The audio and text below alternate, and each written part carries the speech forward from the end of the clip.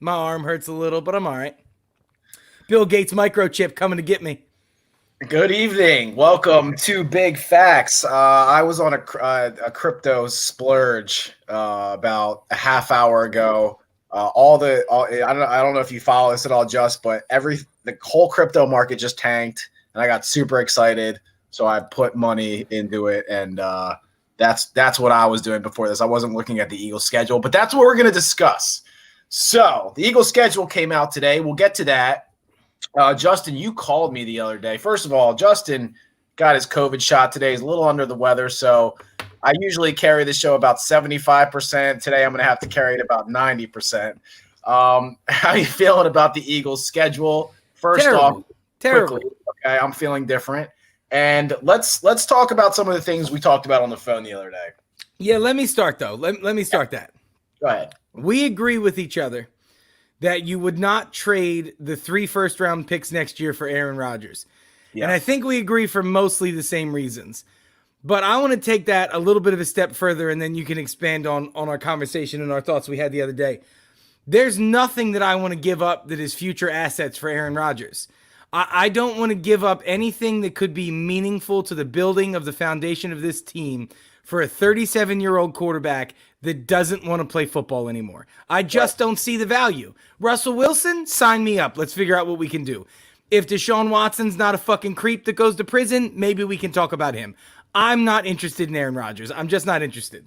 Well, we're not interested for a very specific reason, right? Like, so if he was interested in going to the Bears and the Bears wanted to make a run at Aaron Rodgers, they have a pretty complete team outside of the quarterback. So even if they thought he was only going to play for a year or two, they're like, okay, we have a year or two that we can actually win a Super Bowl. So we can leverage some stuff and we can make a Super Bowl run next year with Aaron Rodgers. The Eagles just simply aren't in that position. It doesn't matter about the fact he's going to play one more year if he goes somewhere else. If he doesn't get traded, he's going to sit out. But there was no really talk at this point about if he got traded to a team he wanted to play for, he was still considering retirement. So there's those two things riding on it, but it doesn't make a difference for the Eagles. He could go to the Eagles. They could win 10 games if he's on that team, but they're not good enough to make a playoff run. So you can't leverage anything. Yeah, and I mean, again, let's say that Devontae Adams fucking running at the mouth is real, and Devontae Adams also wants out. And let's say that the Eagles were able to pull off a trade for the pair of them. Devontae Adams is intriguing. He does make this team better. He gives you a surefire opposite field guy of Devontae Smith and takes a lot of pressure off of a rookie wide receiver. But even still, there's too much. I don't want to sell the. I have been a critic of Howie Roseman for so many fucking years now. I don't want him to fuck this up. That's really where I'm at now. He did such a good job maneuvering the first round. He did such a good job building assets going forward, which is, I know a lot of what you and I want to talk about tonight before we get into the schedule is what they're trying to build to over the next couple of seasons. I don't want to see him fuck this up. Again, now, if we're talking about Russell Wilson, I probably give those 3 first-round picks to get Russell Wilson because I'm going to have him for 5 years, and we're going to be relevant now and hopefully win 1 or 2 in the next 5. But Russell Wilson wants to play football. That's really where Aaron Rodgers loses it on me. And then beyond that, if Aaron Rodgers' fucking wet dream was to put on an Eagles uniform with who gives a shit comes with him, and he wants to win a Super Bowl for the Philadelphia Eagles, my other problem comes with he can't. Like, I know Aaron Rodgers is going to be a top 5 guy of this era. You can't take it away from him. His statistics, a lot like Peyton Manning was. Peyton Manning was one of the greatest quarterbacks of all time. You can't say no when you watch him play football. But when the game comes down to mattering, when you need to elevate your offense because your defense is lacking, when you need to check down out of a play that your head coach has no fucking clue what he's doing calls, you need to be able to do those things. Aaron Rodgers has been given a dozen opportunities, and he's never capitalized on them. He's not a winning quarterback, and that's my other big problem with Aaron Rodgers. Yeah, he's a regular season winning guy, and he reminds me he could have been at this point, and he's only been to 1, right? So he's been to 3 NFC championship games and 1 Super Bowl. The reality is he should have been to at least 1 or 2 more NFC championships, and he should have been to at least 1 or 2 more Super Bowls. Yeah, I mean, Donovan McNabb got to 5 NFC title games. That's right. Like, I'm not trying to compare. Donovan McNabb can't fucking hold the jockstrap of Aaron Rodgers, but What I ask myself now is Aaron Rodgers more like Phillip Rivers than we wanted to admit 5 years ago? I mean, he's a guy that can get you there, but he can't get it done. I mean, if Donovan McNabb had better health and played in this era that's much more pass heavy than Donovan's era was, would his numbers be much different? Probably not. Maybe a little different, yeah. But not by much. He might not be Aaron Rodgers because he's not as good as a quarterback. But he would have had 40,000 pass yards in this era of football. He would have had 400 touchdowns. Donovan McNabb was that type of a quarterback. He was a playmaking quarterback. He was consistent. He got you to 5. And Aaron Rodgers has only shown me 3, and he's only been able to win 1. Again, if you went to 3 Super Bowls and lost 2, I'd have so much more respect for you because you're playing in the era of Tom Brady. Patrick Mahomes just came into the league. And let's point this out. The last 2 that everybody thought Green Bay was going to win, he went up against one of the top defenses in the league, and he just couldn't overcome it. And the team couldn't overcome it, and the coaching couldn't overcome it. He couldn't get rolling at all against – I mean – he didn't lose. He got dominated the last 2 years by San Francisco and Tampa Bay. I mean, these games weren't close. He couldn't. Jimmy Garoppolo on the other side, bro, who just got a fucking kid from North Dakota State drafted as his replacement when he's still 30 years old. Like that's the type of shit, man. I can't wrap my mind around these fucking Rodgers and non people who are going to come to me when I say these facts. What I'll hear is, and every single fucking one of them does it. Well, Matt LaFleur is a bad coach, and the ownership, or because they're publicly owned, the management hasn't put enough around them. Like, bro, you've had Devontae Adams for your entire prime. You've had a decent tight end your entire career. You've had a good running game and a coach that's willing to run the ball. Your defense, you had Clay Matthews for 10 years. Like, no, bro, you don't get to say that to me, that they did nothing. Could they have done more? Sure. Matt LaFleur and the fat motherfucker that coaches Dallas now, whose name I forget willingly, those guys were problems, and that's management's issue also. If you want to tell me that management is giving them bad coaching, I can't argue you. But if you try to tell me they never put players around them, that's just a joke. Yeah, well, give me another elite quarterback that we like has anyone like Devontae Adams. Like, let's put this in perspective, right? Josh Allen has one elite wide receiver like a Devontae Adams and Stephon Diggs. He doesn't have a good tight end. He doesn't have a good running back. He has I don't think their offensive line's as good as the Packers is. And then he has Cole Beasley in the slot, which Cole Beasley is a great slot wide receiver. But we're talking about Devontae Adams, Aaron Jones, and Tanyan had a breakout year last year. I know Lazard's not a very good number 2, but you have enough with those couple things in that offensive line. You have the best center. And Aaron Rodgers, right? Like, this was why Josh Allen was my MVP last year, because what he did was elevate the whole team. Aaron Rodgers is great. But I have not seen him drag his fucking team off the ground and win something. And we watched Nick fucking Foles do that. Yeah, and then like we go to another quarterback. I would take Devontae Adams over Tyreek Hill, not by much, but I would take Devontae Adams over Tyreek Hill. Their number 2 was Sammy Watkins last year. He's not there. You probably go everybody except for Michael Thomas and D-Hop. I would take I would take Devontae Adams over almost everybody. Russ has Metcalf and Lockett, but he has no running back and no offensive line. And so Metcalf is just an athletic monster. He's not a great receiver. Yeah. He's just bigger, stronger, and faster than everybody. Well, once they catch on to what his game is and figure him out, DK Metcalf's a good receiver. He's never going to be bad, but he's not going to be this type of elite like DeAndre Hopkins has made himself to be. Yeah, and let's put another thing in perspective. None of these guys that we consider elite that are winning Super Bowls have anywhere close to the blindside left tackle that David Bakhtiari is. Yeah, no, again, that's another player, bro. They have the best left tackle in football. Yeah. Plus a decent running back, plus Devontae Adams, plus until the last 2 seasons, a really good defense. So I just don't get it, bro. But we get this from Rodgers every offseason, and it just sounds like for whatever. Like what I think it is, man. He's a Cal kid, and he just doesn't want to be in Wisconsin anymore. It's depressing there. He's in the Midwest. He wants to go to a bigger city. Denver's in Colorado. That would be great. He probably wanted to go to LA before they made a trade for Stafford. He probably wants to go to Vegas. I mean, there's a ton of places he wants to go. I wouldn't want to be in Green Bay. Green Bay is a place for Brett Favre. I don't think it's a place for Aaron Rodgers. He's a cow kid, right? And he's not that type of guy. It was like Cole Hamels was for the Phillies. Like Cole Hamels was a great pitcher, but Cole Hamels as a person did not fit in here. That's not who he was. He was a cow kid, and that I agree with you, man. And this is why, again, instead of let's segue this into the next part. Instead of talking about what we're going to trade these assets for, let's pretend like Howie Roseman knows what the fuck he's doing, and this wasn't just dumb blind luck. What can they do in the next 2 seasons? So I believe that the gathering of assets for the next draft was to attempt to set this team up in a way to 2 postseasons from now being an alluring destination for people to come play at. To find a guy, because obviously they're not going to draft a linebacker. They've told us that fucking 20 seasons in a row. They don't value the cornerback position high either. They've told us that 15 seasons in a row.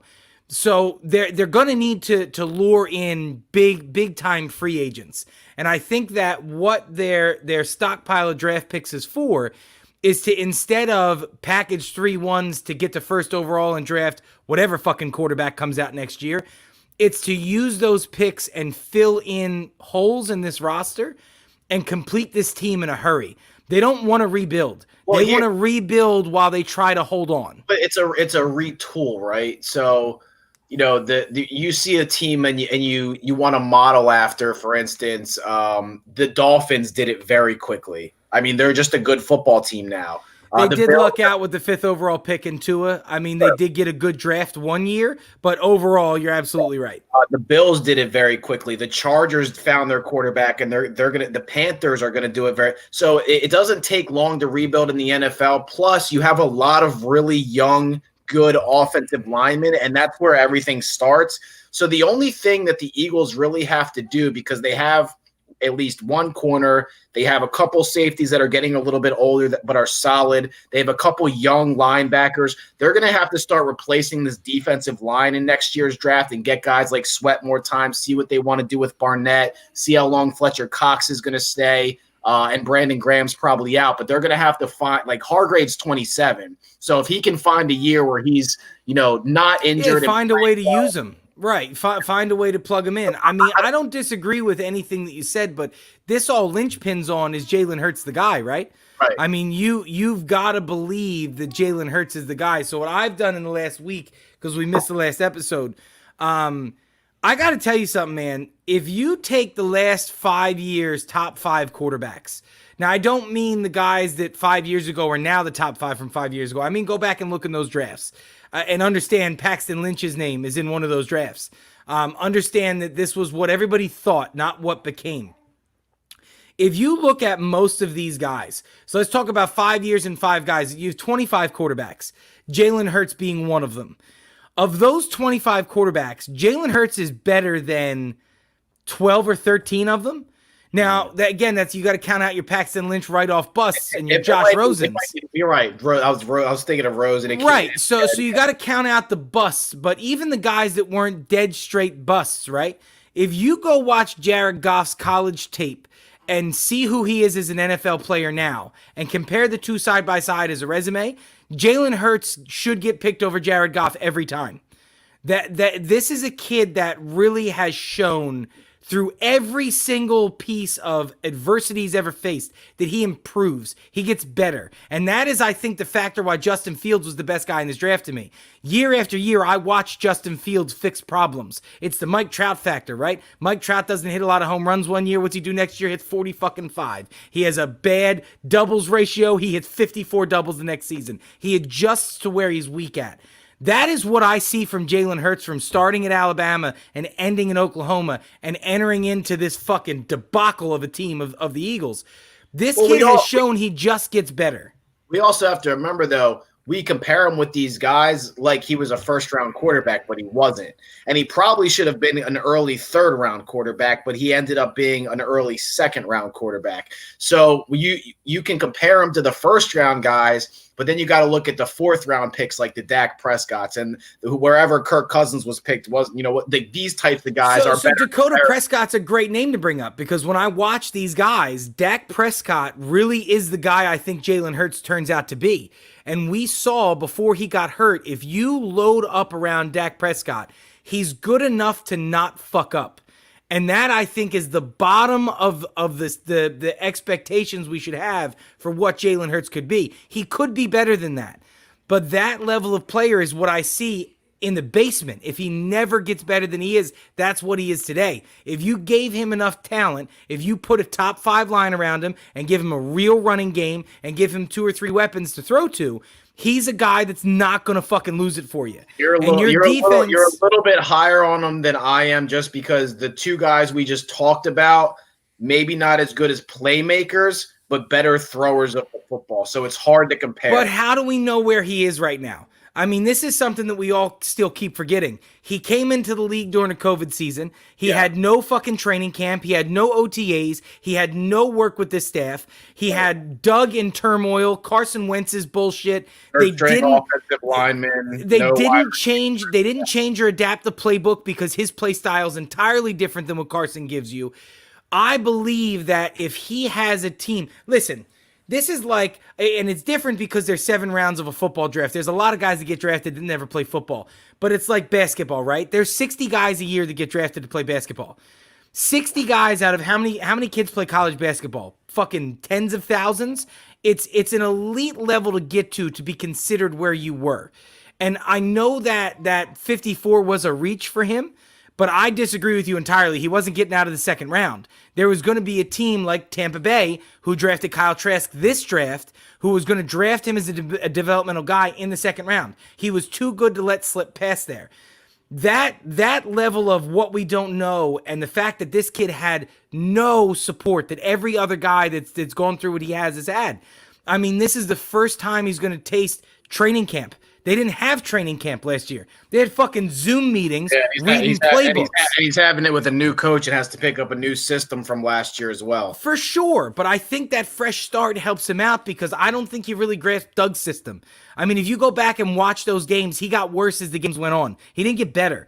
And I think it was because Doug Peterson did have a bad system. I've said this a couple times that Doug was the sacrificial lamb to try to hold on to Carson, but I'm kind of glad Doug's gone because I don't know that I would have trusted a Doug playbook for a 2nd round draft pick who you're hoping becomes an elite quarterback. I don't think Doug's that guy. Not at all saying Nick Sirianni is, but we don't know. Nick Sirianni's a wild card. He could be. Who knows what happens with that? I think you knew what you had with Doug, and you can't have that stale Andy Reid type of an offense with a guy who's not fucking Patrick Mahomes. You have to be able to innovate and adapt week in and week out, and I think that's why Howie and Jeff Lurie went so young with their staff. I think that's their idea, is guys that stay ahead of the curve. That's what they're looking for. So how much do you think, speaking of Doug and everything that went on last season, I know we saw a downward trend just from the Eagles in general from the year that they won the Super Bowl and beyond that. The fastest collapse in history.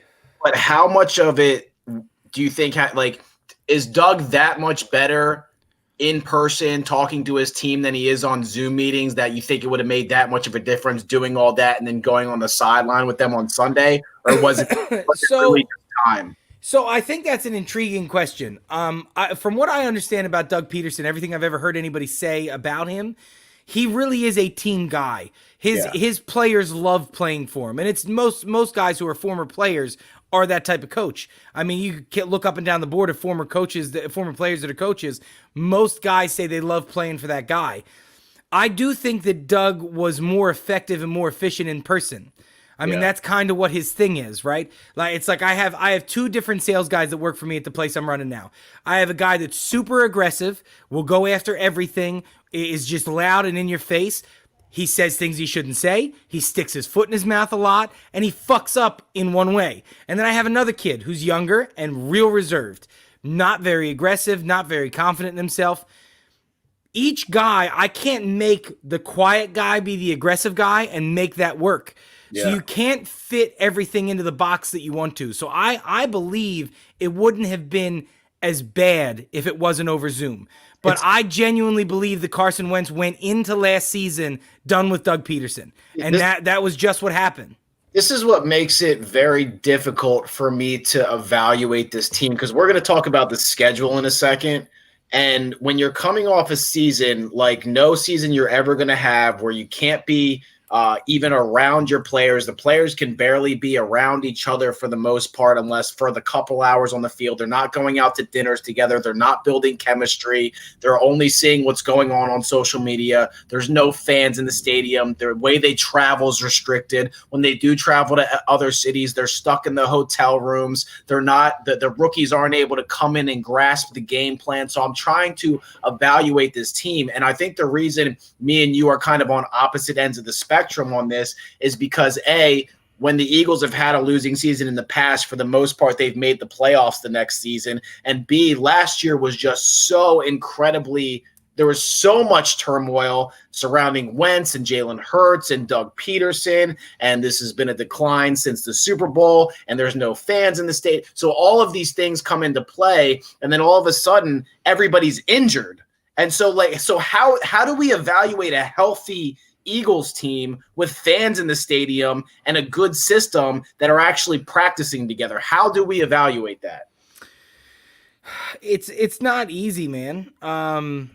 It's not easy to evaluate. I know that you believe that the fans have such a marked difference, and they do. They do. They do. There's no. I mean, there's so much science, and I'm a science believer. That's why I got a vaccine today. All you motherfuckers refusing. 70%, and we don't have to wear fucking masks anymore. Help us help you, motherfuckers. I digress. I know that the fans make a serious difference. They do to any team, whether the worst team or the best team. Yeah. But this is like talking about a 23 touchdown, 1,600-yard Heisman winning wide receiver adding 3 wins to your team. I think Devontae Smith could give you 1. And I think the fans in likeness might give you 1. And if I'm looking at that, I'm looking at a top of 7 wins. They won 5 games last year. I'm looking at a top of 7 wins. And I think that's aggressive. I have 2, as we get into the schedule, I have 2 scenarios. I wanted to at least try to humor you a little bit and give you something that's realistic on your expectations. If the offensive line stays healthy and they mesh together, if Devontae Smith is able to translate his game to the next level, and Jalen Hurts maintains. He doesn't have to improve much, just maintains. Yes, I have a schedule. For a little bit, but yeah. I have a schedule for that. And then I have what I genuinely believe is going to happen. So what I'd like to do is you start off with what you think. Let's go game by game. You tell me win-loss. I'll count them up at the end. I've got to print it out in front of me. And then let's go over what you think they're going to do, and then I'll give you my realistic expectations. So I'm going to give you the wins and losses, but I want to also point out that there's only 2 games on this schedule that are that the Eagles have no let's put this in perspective. 2? That they have no shot of winning. 2? 2. No shot. So you think that they absolutely have a chance at sweeping the division? No, I'm not saying they're going to do that. I'm just saying any game against Dallas, New York, and Washington is not an unwinnable football game. No, but one of the 2 are. They're going to split. They're probably going to split. But the reality is you can't be like, oh, we're definitely not going to sweep the Giants. You can't say that. All right. Let's start, Aaron. Let's start. So, opening weekend, Sunday, September 12th at 1 p.m. in Atlanta. I'm going to go with a loss here. I think the Falcons are really disappointed the way that they played last year. I think they're more talented than what they put on the field. I think their defense is going to be a little bit better. And I think the fans overall are excited to have a guy like Kyle Pitts have the wide receiver group. Matt Ryan is still a good quarterback. They're going into Atlanta. I'm going to chalk that up as a loss in week 1 because I think Atlanta is going to be absolutely pumped for that game. All right. So very quickly, I don't disagree. Week 2, Sunday, September 19th, 1 p.m. kickoff. Home opener versus the San Francisco 49ers. San Francisco is chomping at the bit. They're fucking healthy. They have a new quarterback, and the quarterback's who's the starter week 2, Jimmy Garoppolo or Trey Lance? It's Jimmy. I agree with you. Go ahead. San Francisco is going to win this game, even though the Eagles are at home. Given it's the first home game, this could be one of the flip games. But I think San Francisco is just way more talented. Yeah, that team is going to be fucking disgusting this year if they stay healthy. Yeah. All right, first Monday night game, 8:15 kickoff, Monday, September 27th in Dallas. Yeah, so I think this is a prime upset for a win for the Eagles. And the reason I say that is they know they have to play Kansas City the next week. They're going to get amped up to play the Cowboys. This is Dak's third week coming off a major leg injury. I think it's going to take Dak 5, 6, 7, 8, 9 weeks to really get right. I'm not saying they're going to lose a ton of games, but if the Eagles are going to take one from Dallas, it's going to be early in the season, not in week 18. All right, let's move on to I disagree with you 100%. I'll get to mine afterwards. Let's move on to Sunday, October 3rd, at home against Big Red and the Kansas City Chiefs. I'm just going to write an L. I don't want to hear anything that you have to say because if you disagree, I'm going to mute your microphone. So yeah, they can't win that game. They can't win that game. It's not possible. I mean, unless a plane crashes with half the team in it, they can't win that game. I got to hedge a little bit just in case they do, and some crazy shit goes down, and somebody comes and tells us that we were fucking wrong. Week 5, Sunday, October 10th, 1 p.m. kickoff at Carolina. Matt Rule's going to outcoach Nick Sirianni, and that's really going to be what it comes down to. They're going to be an improved football team. I know they lost a big wide receiver. They got rid of Teddy Bridgewater, so Sam Darnold has a lot of learning to do before the season starts, but I think he's capable of doing it. I'm going to go with the Panthers, but this is a spot for the Eagles. I think they could upset the Panthers, but I'm going to give them a loss. Just like the week prior, we have the Tampa Bay Buccaneers in Lincoln Financial Field. I don't want to hear a word. I don't want to hear you argue. They can't win that game. They can't win that game. For the first time since free agency began, 22 out of 22 starters returned to the same team. Yeah, they're going to win 14 or 15 games. Who won the Super Bowl? You can't win that game. All right. Sunday, October 24th, my wife's birthday. What I have been told thus far, the travel game of the season for all of the Philadelphians in the area who want to travel to a game. Oh, yeah. Vegas is the game everybody. Vegas is the game everybody. They're all picking Vegas. Everybody wants to go to Vegas. Against the Raiders at 4:05 on Sunday, October 24th. I think the Raiders are a terrible football team, and I think you got a dub here. Football team. You got a dub here. I get it. Okay, I got to tell you something. Honest to God's truth, I was an advocate for John Gruden when he first came back up. No wonder he wasn't in the league for so long. And Mike Mayock, can you go back on TV because you mattered there? You are the worst fucking general manager in football. That's all I have to say about the Raiders. I'm excited to watch Darren Waller, but they're a bad football team. All right, so Sunday, October 31st, Halloween at 1 p.m. at the Detroit Football Lions. I'm just going to write a W. I can't argue with you on that one. I don't give a fuck what Jared Goff thinks he's going to do. It's not going to be what he thinks it's going to be. Sunday, November 7th versus the Los Angeles Chargers at home in the Link. So let's put this into perspective as well real quick. Let me give you this too so you know, because now we're so far into this schedule. Right now, 1, 2, 3, 4, 5. You are 3-5 at this stage going into the Chargers. Yeah, so this is the first. Think about this for a second, and this is what I mean. This is the first time that Justin Herbert is going to be playing in front of away fans, and he has to come into Philadelphia and try to beat this football team with not much help. If Darius Slay does a good job on Keenan Allen, I think the Eagles win this football game at home. I knew you were going to say win. I disagree with everything that you had to say, and I'll get to that when I go over my list. Not everything. That's not fair. Justin Herbert's going to – because it's week 9, I'm not concerned about that. Justin Herbert's in for a rude awakening, his first away game, for sure. Next week, Sunday, November 14th, 4:25 kickoff in Mile High. It's very, very tough to play in Mile High.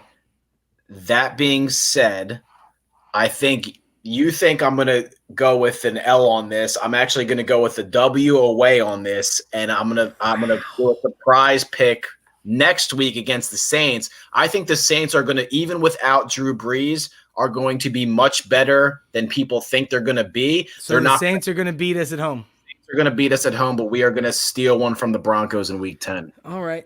So let's just recap real fast. We're 11 weeks through, and you have 5-6 currently. Mhm.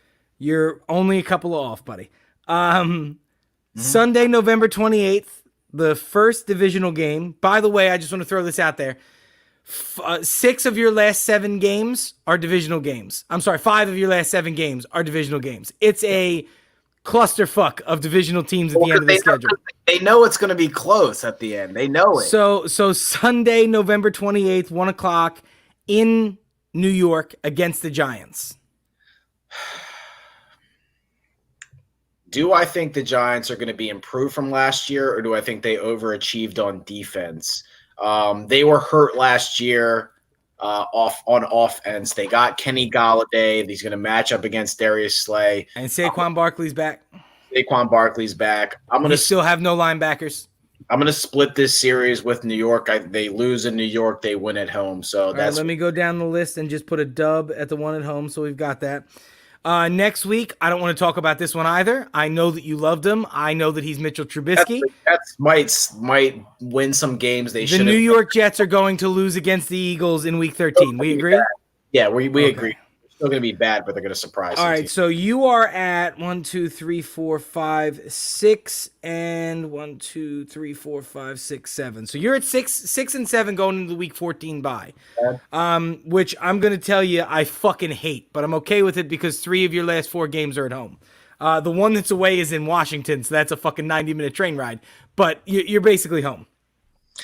So coming off the bye, Sunday, December 19th, Week 15 of the league versus Washington in the link. I got to split this series again just because they're divisional games, so I'm going with win home, lose away? Win home, lose away. Which brings us down to Week 18. Mm-hmm. Now, I'm going to remind you that you said some crazy shit a couple of minutes ago and said that the first Monday Night Football game that the Eagles play in, they'll win against the Dallas Cowboys in Week 3. Now, Dallas is visiting the link. In Week 18, in what may be, if your schedule holds, it might be a playoff game. It may be for the division. Yeah. If Washington has a year that they don't live up to, which for Washington is always possible, it's going to come down to this game. So what am I, 8-9 right now? Yeah. 8-9. 1, 2, 3, 4, 5, 6, 7, 8. 8 and 9. So you're going to dub. They're going to sweep Dallas, and they're going to go 9-9. I'm going to sweep Dallas. Yeah, we're going to sweep Dallas. They're going to get up for that game. Everybody's going to be comfortable. It's going to be a big-time game. They're going to be at home. The crowd's going to be at full capacity, full stadium. No mask probably going into January. 9-8. All right, so I made up a world, okay, where everything goes right for the Eagles a la the 2017 run.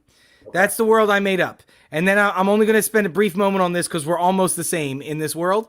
And then I'm going to talk about reality to the people that listen to this program because somebody has to tell them the truth before we get there or the suicide rate's going to fucking skyrocket.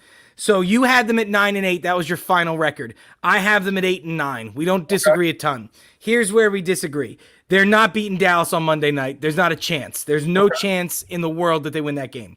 So they go 0-4 to open the season. I have them winning against in Carolina. You have them losing.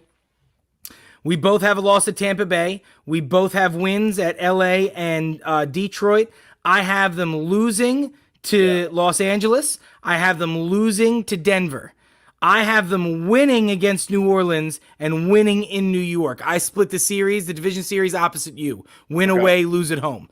For some reason, the last couple years, that's how it's been. So we're almost identical. But again, let me now go into reality with everybody and explain how the Philadelphia Eagles world is going to work this year. So my real guess is 4-13. I'm just going to set you up for how bad this is at the beginning. There's a dozen reasons for this, but the biggest one is this is a figure out who plays for your football team year.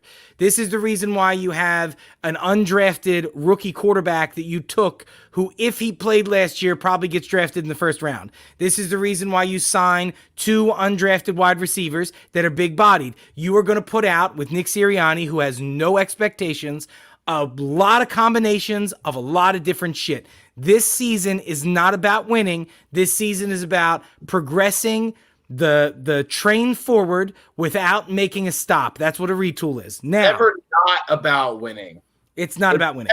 With Howie Roseman, because he's a control freak. They purposely lost the game last year. They purposely lost the game last year. It's never. It's not about winning. Playoffs, yes. It's not about winning. The season is not about winning. There's no way you're going to be good enough, even if you pulled out the division at 9 wins. You're not good enough to make a run. They're not going to risk their future for fucking 2 extra games. The problem is if they surprise you the first 4 or 5 weeks and actually win 2 out of 5. That can't happen, so let me run down this list and show you why, okay? So the Atlanta Falcons are going to fucking stomp them. It's Nick Sirianni's first game. He's going up against a fucking vet of a quarterback with one of the greatest wide receivers to ever play football. With he's on the football team. If he's on the team. Right, but right now he is. So we're going to talk about what's right now. With 2 really good young receivers in Kyle Pitts and Calvin Ridley, that team is going to run circles around Nick Sirianni. They lose big in Atlanta, embarrassingly in Atlanta. 42-17 embarrassingly in Atlanta. Atlanta has a lot to prove this year. They just drafted 4th overall and believe they're a Super Bowl contender. They have a lot to show this year. The San Francisco 49ers are not going to lose to this football team. Maybe in the playoffs because Jimmy Garoppolo shows up small and you might be able to catch some lightning in a bottle. Outplayed. Yeah. Right. There's no way that they win that game. 0-2. They're not going to beat Dallas at home in week 3 on Monday night for the first Monday night game of both teams.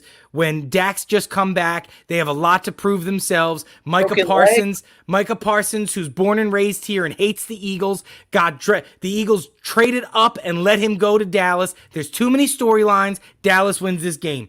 More than likely a barn burner, but Dallas is going to win it. 0-3. Kansas City, 0-4. Carolina, 0-5. Tampa Bay, 0-6. Las Vegas, 0-7. Win against Detroit, 1-7. Winning against Carolina, no? No, this is my realistic schedule, not my everything goes right schedule. Okay. Loss in Las Vegas. Win in Detroit, your first win of the season, 1-7. Loss to the Chargers, 1-8. Loss to Denver, 1-9. Win against the New Orleans Saints, because I disagree with you so much. I don't care if it's Taysom Hill or Jameis Winston or fucking the ghost of Drew Brees. That team is not the same without Drew Brees on the field. I think the coaching is good enough to make them a 500 football team. But go ahead. I maybe you're right, but they're going to beat a couple of 500 football teams this year, no matter how bad they are. So you win in New Orleans. That's your 2 wins. Loss to New York in New York. Win against the New York Jets. Loss to Washington, loss to New York, win against Washington. You get swept by Dallas in the last week of the season as they go on to win 13 games. And your Philadelphia Eagles are 4-13. Now, before we get upset, what does this mean next year?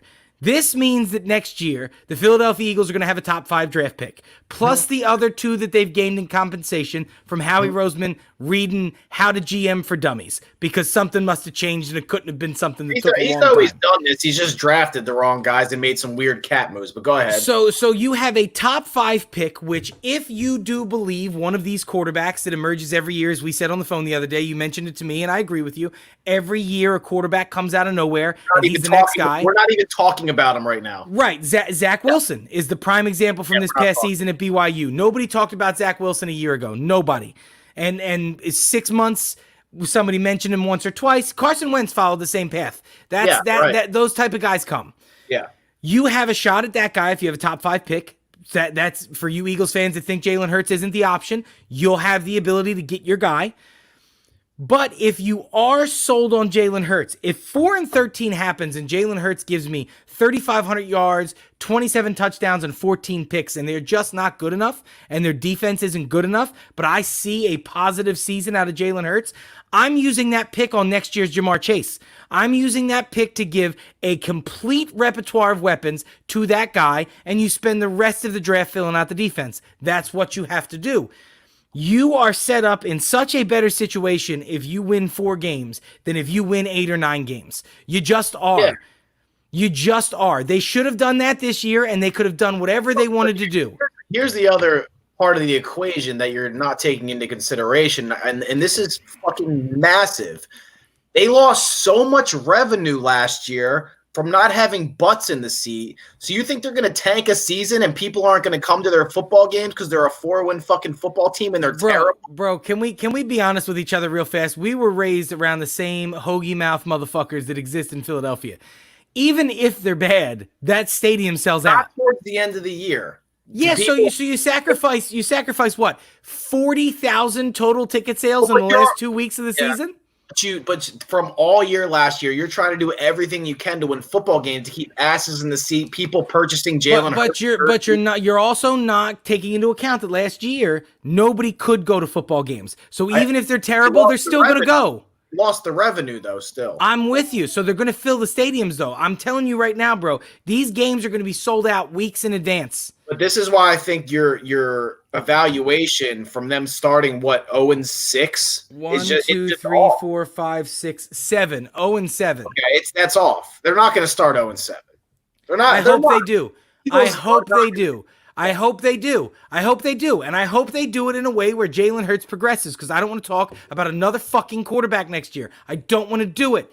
But I need them to be in a better position to address the major problems they've got. You have turned me into a Devontae Smith believer. Until he fails, I'm going to believe he'll succeed. But even still, you need another weapon. The Atlanta Falcons have Julio Jones and Calvin Ridley right now. They drafted Kyle Pitts. You can't. The Dallas Cowboys have fucking Michael Gallup and fucking Amari Cooper, and they drafted CeeDee Lamb with Ezekiel Elliott. You can't have too many weapons. I need them to do right by their players. If we want Jalen Hurts or the guy they draft next year, who cares who your quarterback is? If we want long-term success that's not Nick Foles getting a statue built in 10 minutes, you got to do it right. Real quick, so what happens? Let's just pretend for a second that Rager doesn't progress and Devontae Smith just either gets hurt or busts. And I don't think it's going to happen, but let's just make up a world where it does, because we've had these issues in the past, right? Can I take 2 wins back? Yes, but here's the thing. How can you go ahead and draft another wide receiver if Jalen Rager and Devontae Smith just busted back-to-back years and you're in a position to pick another wide receiver? I hear you. I hear where you're coming from, but here's my point with that. First of all, I don't know that Rager progresses. I don't know how much he got fucked up by that system last year. That's my only concern. Jalen Rager had the building blocks and the foundations. Yeah. He had the foundations to be a good player. Well, go ahead. Right. He's a guy. He reminds me of the world of Nelson Aguilar. I'm sorry. For those of you that didn't like him when he was here, we fucking missed him while he put up, I don't know, 1,100 yards or some shit last year for Las Vegas. You missed that guy. And that guy is an integral part to any offense, especially an offense that is a pass-heavy offense, which is what Howie Roseman wants to run here. That's what his coaching staffs do. That's fine. But you have to take into account if Jalen Hurts looks passable, you have to take the weapon. If you go 4-13 and Jalen Hurts throws 26 interceptions to 17 touchdowns, guess what, buddy? You are drafting a fucking quarterback. You got this one wrong too. Yeah. You know what I mean? That's the thing. But I got to tell you, dude, this is what's wild. The Nick Sirianni hire has been puzzling to me from Jump Street, because we know, dude, we've been fans of this team our whole lives. They don't rebuild. They don't even say retool. They will say that they're competing every minute of every day. They like them. And the Nick Sirianni hire was puzzling because the Chip Kelly hire made sense. It was different. He was the most coveted coach in the league that year. Everybody believed Chip Kelly was going to succeed. He just didn't. Nick Sirianni is for a year until he started making GM moves. But go ahead. Nick Sirianni is a wild card. Nobody knows what to expect out of this guy, and I think that having that low of a bar for the outcome of your coach allows you to find out what these kids are. Well, here's what I think happened, and I'm not so Doug Eric Bieniemy told them to go fuck themselves. That's what happened.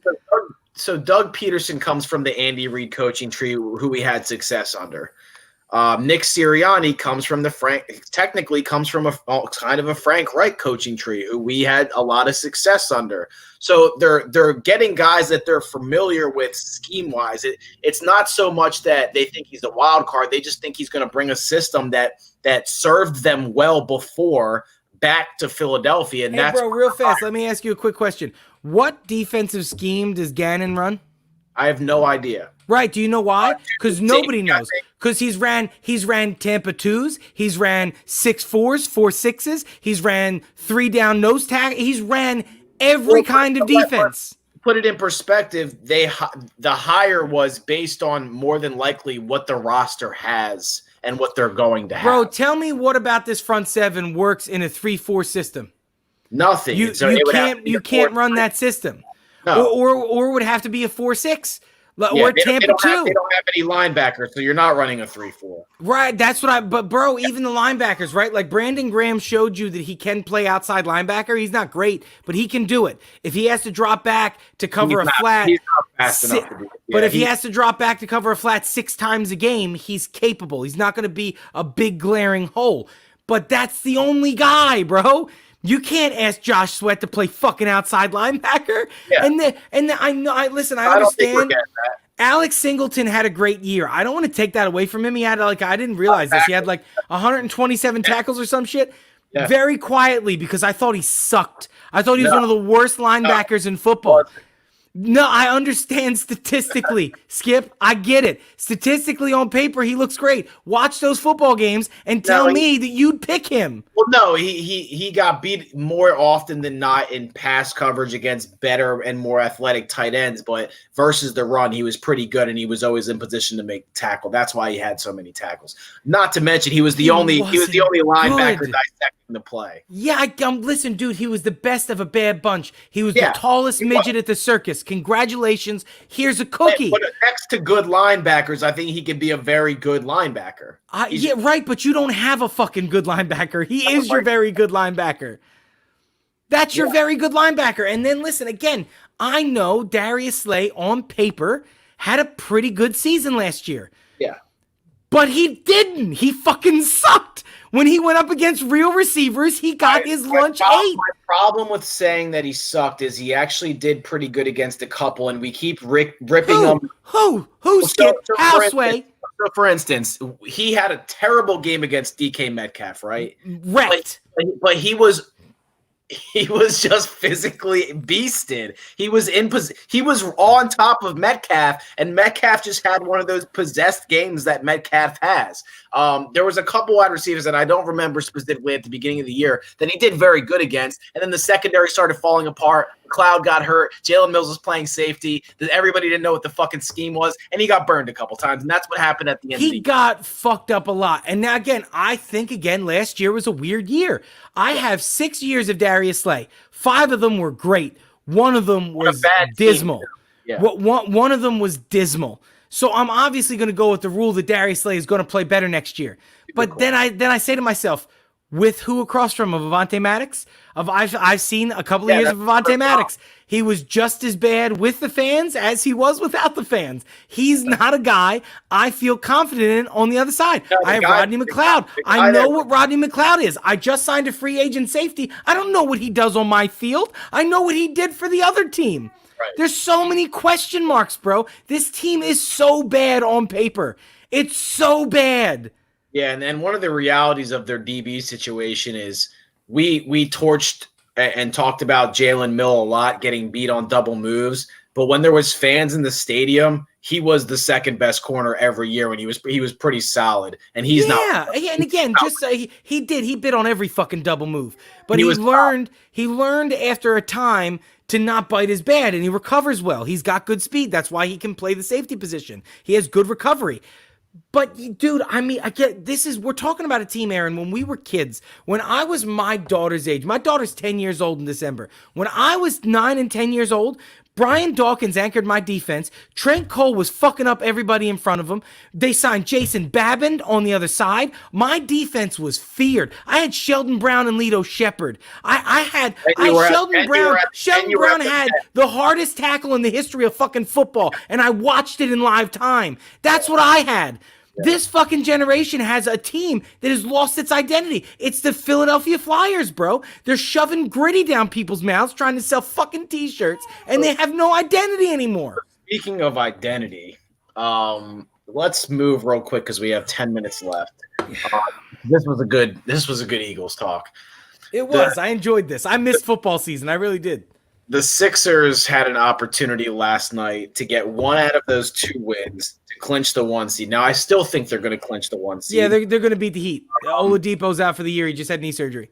But this was a very disappointing loss. So let me ask you this real fast question. Right off the bat, when you bring this up, who do you blame the most? Well, Doc for allowing Mike Scott to stay on the floor. Doc Rivers. You don't even have to go further. Doc Rivers fucked that game up. Go a little bit further. Are you going to bring Ben up? I'm going to for one reason, because he had a very good game. He disappeared in the second half. The whole team quit. Ben is not Joe, guys. He's not the guy. Your superstar is Joel Embiid. Ben Simmons is the second act. Joel Embiid, you're Michael Jordan.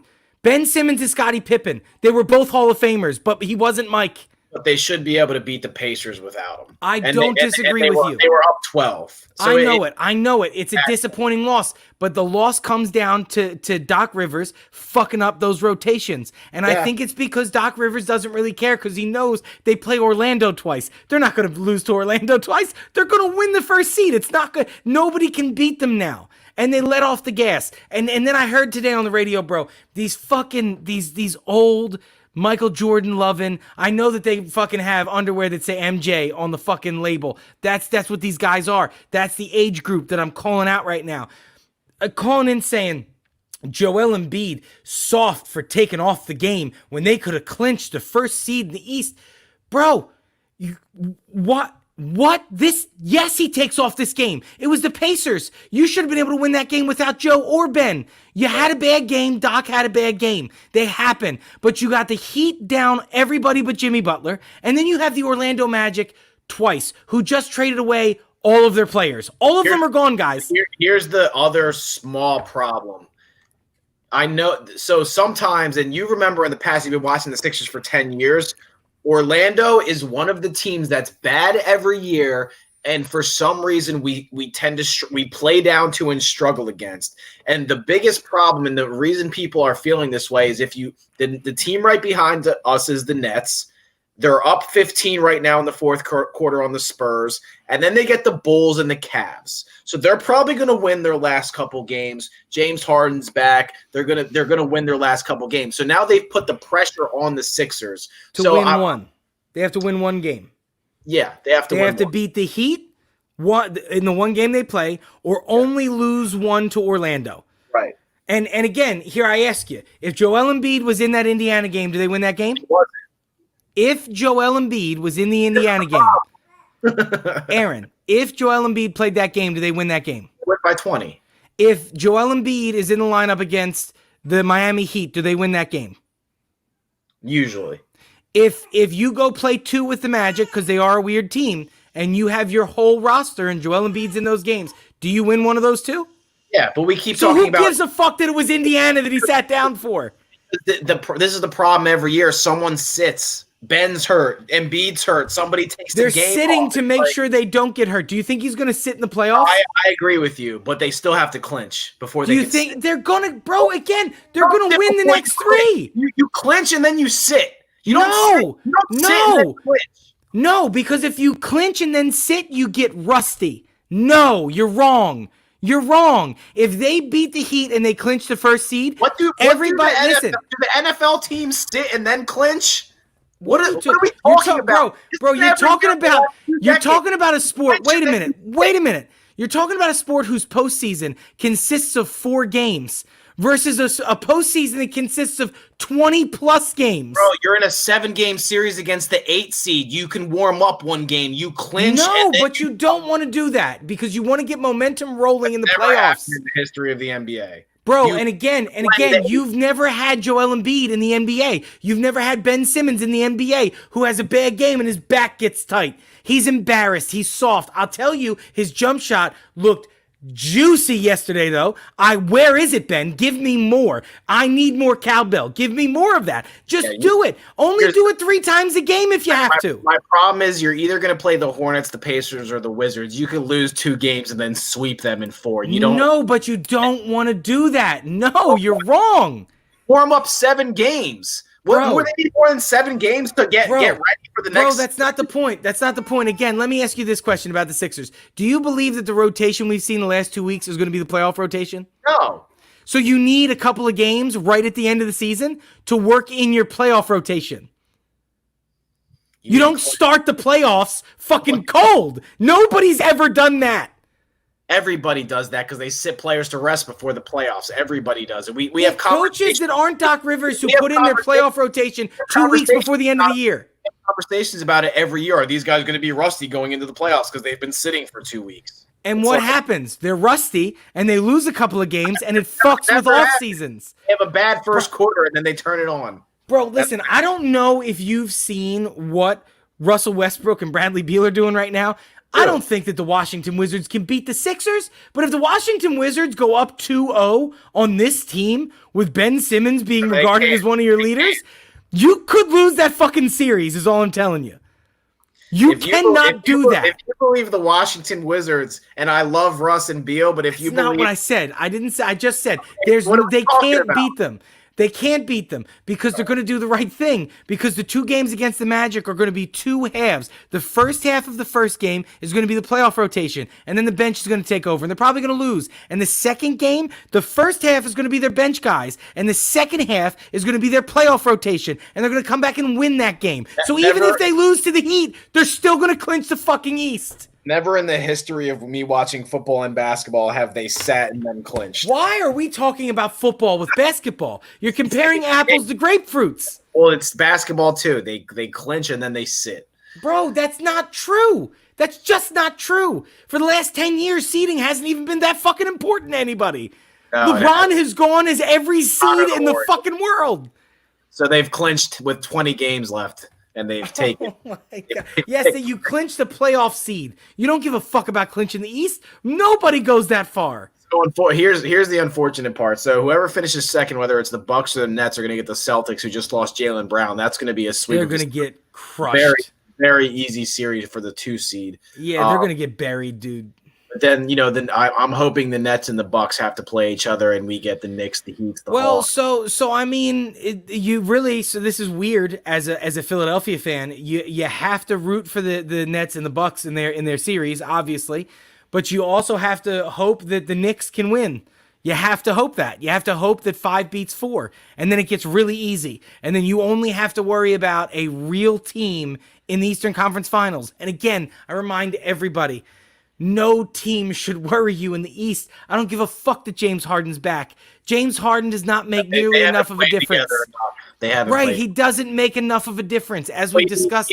He makes a bigger difference than Durant and Kyrie does. I don't disagree with that. He's a more impactful player. That doesn't mean that it makes a difference against this team. They have no identity, they have no cohesion, and they can't play defense. It's not going to be a problem. And the Milwaukee Bucks...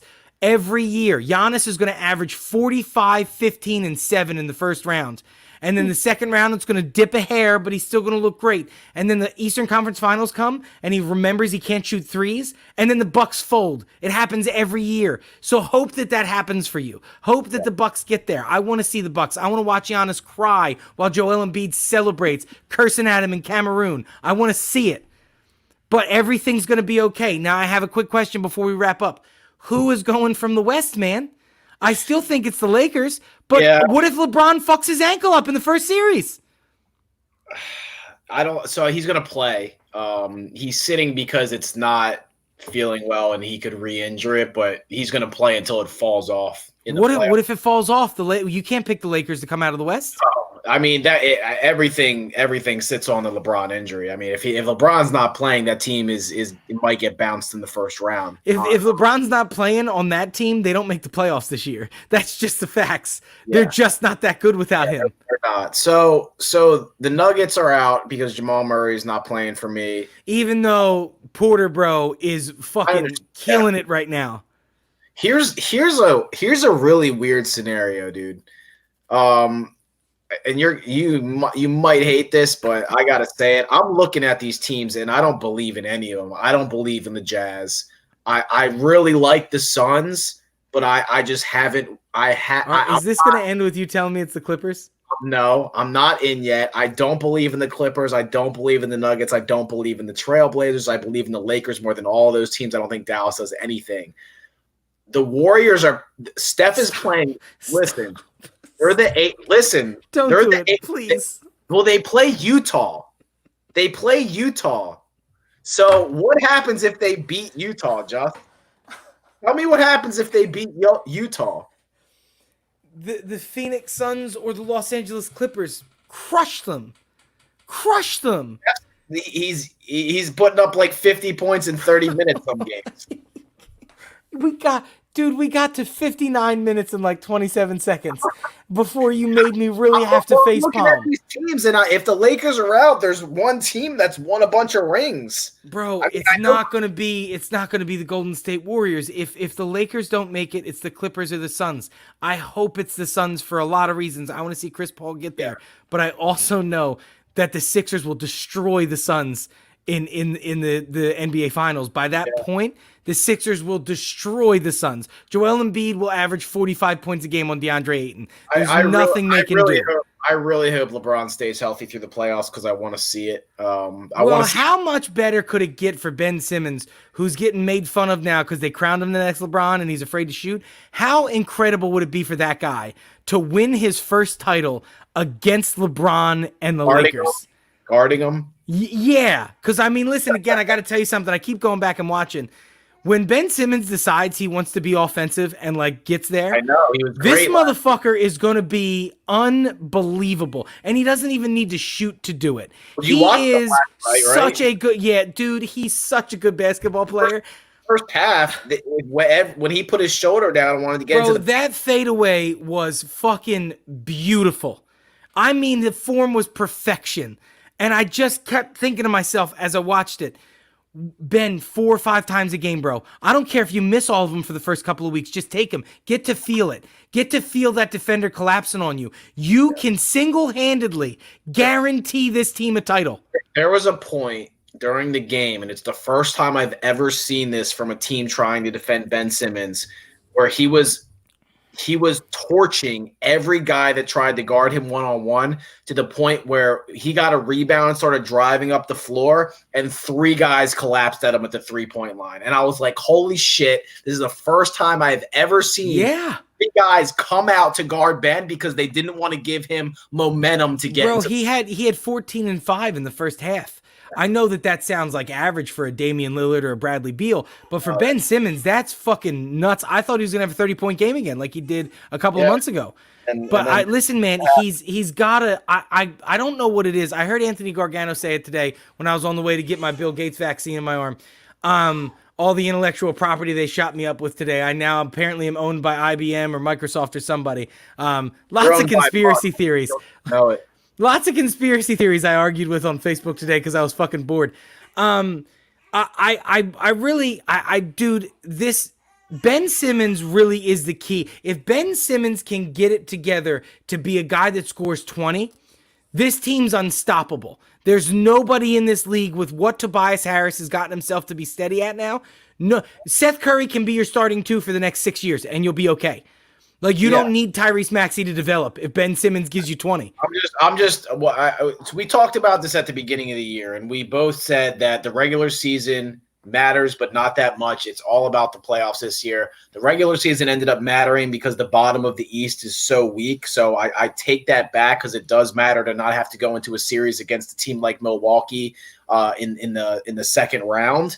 But it all comes down to them being healthy going into the playoffs and what they can do once they get there. I just get tired of watching the first half of last night where Ben Simmons is putting his shoulder down, dunking on anybody, and huffing and puffing on the court like he's the biggest, baddest motherfucker, and then disappearing in the second half. I get it. It's a fair criticism. It's a great way to end the show. Ben, you got to be better. It's a fair criticism. I'm fine, everybody. I didn't die. I didn't get a superpower. I did not turn into an android, and I feel okay.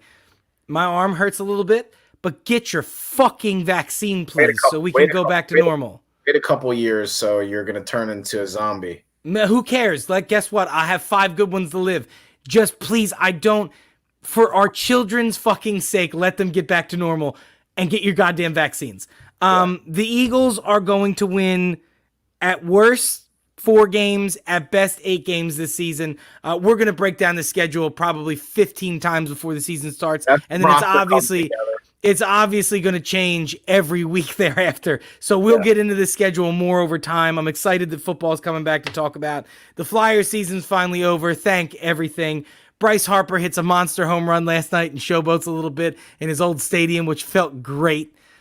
And the Sixers are going to clinch the East, and they are probably going to win an NBA championship this season. And the window starts now, and we're going to have a really fun 3 or 4 years with Doc Rivers at the helm. And Daryl Morey just sprinkling sugar every year, like a good GM does to a great team. There's lots of things to be excited about. Get your fucking vaccine, you psychopaths. Aaron, closing thoughts. Don't have any lights going over the schedule. Hoping to watch Sixers clinch, and we'll be back with you guys on Sunday. Whoop whoop. Big facts. Take it easy.